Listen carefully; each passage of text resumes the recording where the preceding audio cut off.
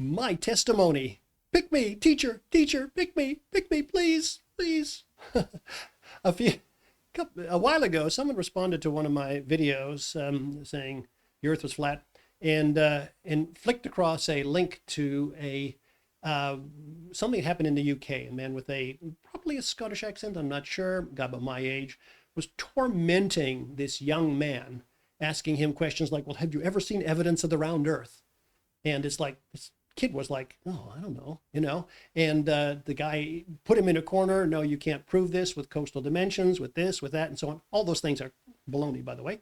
But this kid was like backed into a corner, and I felt myself being like the little child in school saying, "Teacher, teacher, pick me, pick me, pick me, pick me, pick me, please. I want to answer. I want to answer this question." Long before I traveled the world and took a posting in South America. I was quite a young man. I was, and this was, this was in the, I don't know, I guess in the 60s.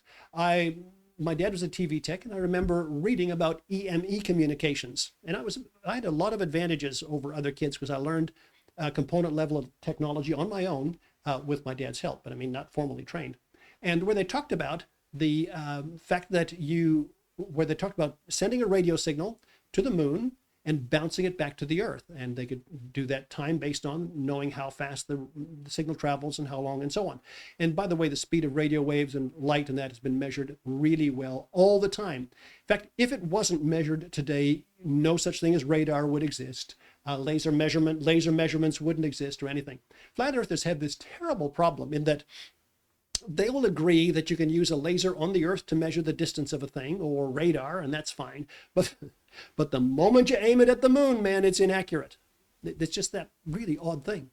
The distance of the moon at about 400,000 kilometers has been measured many times, very precisely. If you go to timeanddate.com, you'll see its distance down to just a very, very tiny little amount. And it's been measured in different ways, different formulas, different systems, and so on. So it used to be, and it's still possible, you can actually find groups where you can do this, where you could send a signal from one side of the globe up to the moon, have it bounce to the other side. Your trigonometry will work. You'll know where to receive it from, and so on. Now, it doesn't work at all frequencies. It works in that sort of high VHF range, just above your FM band, but that works really, really well. And of course, they use lasers and masers and other technology to bounce off the moon all the time. And and of course, understanding the spherical nature of the moon also helps to understand where that's going to land on the Earth as well. Now, when you say, well, the moon is only, which flat earthers say, only about 27 Ks up, you really, really, really have to ask yourself how they're getting that measurement. How would they dare to say that the speed of light measurements on the surface, which we use all the time, are accurate, but up there, they're not? It's just plain silly. Well, when I finally ended up going to taking a posting in South America as a boy, I took a posting. It was a young man, I guess it was a boy. I took a posting in Ecuador, and the reason that they needed me there was I needed a technician on the ground to do the radio and electronics repairs, while the senior guy built a microwave link, and the microwave link would take signals from Quito up and then over into the jungle.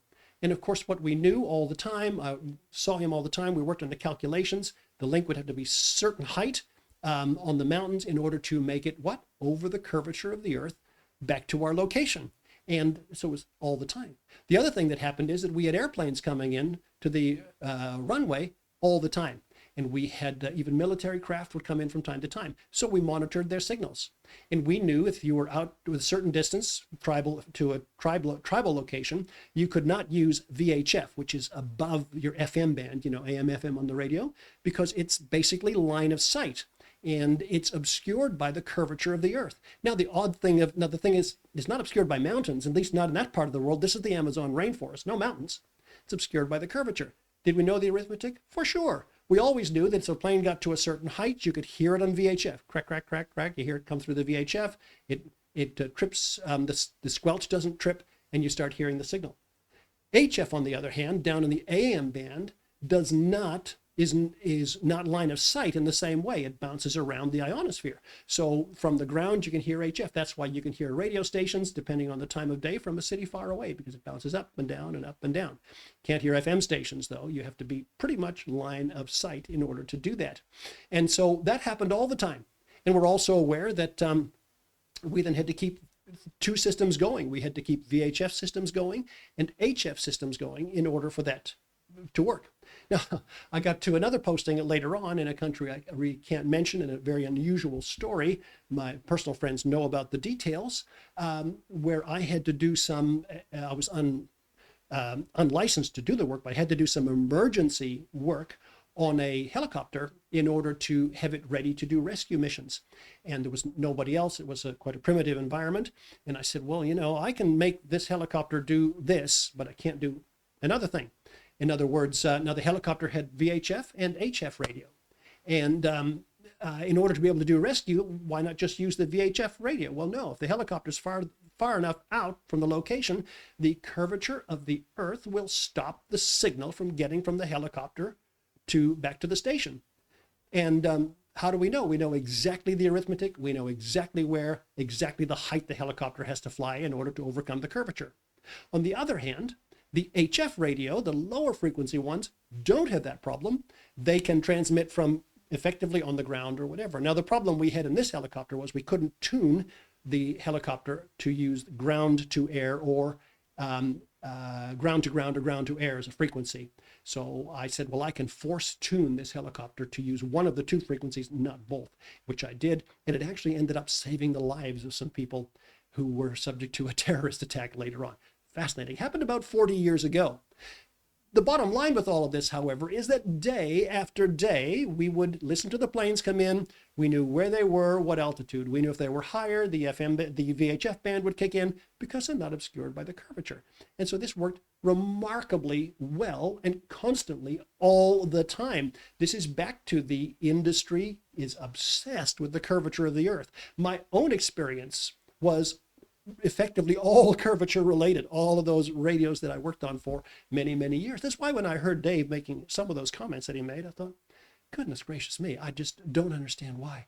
Now, this comes back to such things as the measurement of gravity, the measurement of the speed of light, and so on. We have to be so careful not to use the other, to understand the other guy's position before we use ours. So I have here a small globe that my wife bought me. And part of my own testimony, several years ago, I was sent a flat Earth video, which began with a reference to how long flights took. And in the flat Earth video, they said, you actually can't fly from here, which is where I live, I live on the other side, but you actually can't fly from Australia to, let me see, where did they say in that video? I think this one, they said Australia to Africa. Because on a flat Earth map, of course, these countries are very far apart. There's water, and they're very far apart. And the video actually said that. It said you can't make a direct flight. And I thought, this is just odd.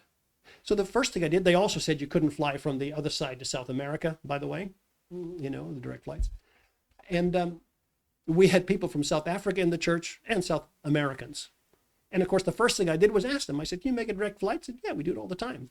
They stop, if they fly across Australia, they'll stop in Perth for the South Africa flight to refuel and whatever. But yeah, nonstop. Oh, the flat earther said you can't do that. Well, amen, I do it. And the South America one was the same way. They said, yeah, we do it all the time. Now, this is really interesting. This was in flat earth videos all over the place about 15 years ago, I guess. And yeah, about that. And the weird thing was that somebody sent me a video a while later it looked exactly like the same guy. The same video was just sent to me. And guess what they left out of it? They left out the airplane bit. Because the moment ever you start analyzing flights and flight times, you straight away have to dump the flat earth map. It just does not work. And this is really, really curious here. Now, the distance from here to here, which is Australia to kind of Cape Town, is about 8,000 Ks. This is at this location here. So if you say, okay, that's about 8,000 Ks. Now, you can get the GPS distance. I've never met a flat earther who argues with the GPS coordinates. Come on, if you are, come on. I want you to talk to me about that. I've never met one. They'll say, oh, there's no such thing as satellites. You can actually go to a satellite viewing venue where you can actually view them in space with the right telescopes. There was a flat earther a while ago who made this whole thing about the ISS didn't exist, it was all just a hoax and so on, up until his own camera photographed it crossing the moon. And what did he do? Did he say, I'm entirely wrong, my whole model is wrong? He just dumped the video. That's what he did, because obviously, when you're involved in cultic thinking, that's what you do. But anyways, come back to this here. This is part of my testimony. And they said, well, you can't fly this distance here without, direct. Now, my friends in the church said, of course we do. We do it all the time. We land in Perth, we fly, whatever. And you can just check on the internet. You can buy those flights, all right? Now, this distance here, at 8,000 Ks, would be approximately the same if on the northern hemisphere, if I put that distance out, that's about to Wake Island, somewhere there in the Pacific. That's about 8,000 Ks here. So if I go 8,000 Ks here and 8,000 Ks here, the flat earth map does not support that. On the flat earth map, that should be about 30,000 Ks. The distance of the water is much, much, much greater. What do flat earthers say about it? Oh, we just won't talk about it anymore. Right? So my testimony has to do with, I'll put it this way. My testimony has to do with kind of dealing with those things overall. Now, are flat earthers bad intentioned? I believe some are. Those that will just be immediately proven wrong and then just remove the video from their site, obviously, they're just poisoning the well and enjoying it, taking advantage of ignorant people. But by and large, people are saying, like Dave, they're saying, no, this just doesn't seem to add up. But we really need to look at the other guy's position to understand this, to get our head around it. And as we've talked about in these videos, we've talked about the fact that, yes, you can circumnavigate Antarctica, of course, and it's been done many times. And Dave, you could do it too. I'm saying, just go ahead and do it. You also could, you can also do, charter a boat and look at lighthouses, do the same calculations. You'll notice the same issues. Now, you do have people saying, well, you can't see the bottom of a boat a long way off. There's a few problems with that. One is, at that distance, without really good optics, you'd have a problem anyways. Secondly, I've done some interesting experiments where I've said, this is really, really fascinating, where you can sort of see the bulge of the Earth. Really fascinating. If I had a decent camera that would record that, I would have done it in a video here, and maybe I'll do it later. It depends a lot on, the feedback that's going on here. So what's my testimony been? My testimony has been that for my entire working life, I've been engaged in working in and around the curvature. That's been my business. Well, entire work. Yeah, now I bump that mic all the time. Now I'm in IT, which is a comms industry, which of course does it. It's a little bit invisible, but certainly my few opening years in South America and in the other place were tied up with dealing with the curvature. We were fully aware of the altitude of airplanes, the VHF, and so on and so forth. Before that time, I was well aware of the distance from Earth, that the distance from the Earth to the moon can be measured very accurately with radio gear. You don't have to be up to the moon or anything like that. Nope. It's been measured long before the first probes were sent into orbit and so on. It was called EME communication. You can look it up. Earth, Moon, Earth communication, Earth, Moon, Earth measurement. If the Earth to the moon distance is 400,000 Ks, there is no more flat Earth. The whole thing is dead and gone, and they know it too, which is really, really interesting. Okay, so ladies and gentlemen, learn to make modest claims. One more video to go, and I'm done. I might add a little bit more to this later on. I'm not sure. This has been a quick look at my testimony, where I worked, what I've done, so on. A quick look at EME communication, and a couple of other really interesting things. Ladies and gentlemen, it's round.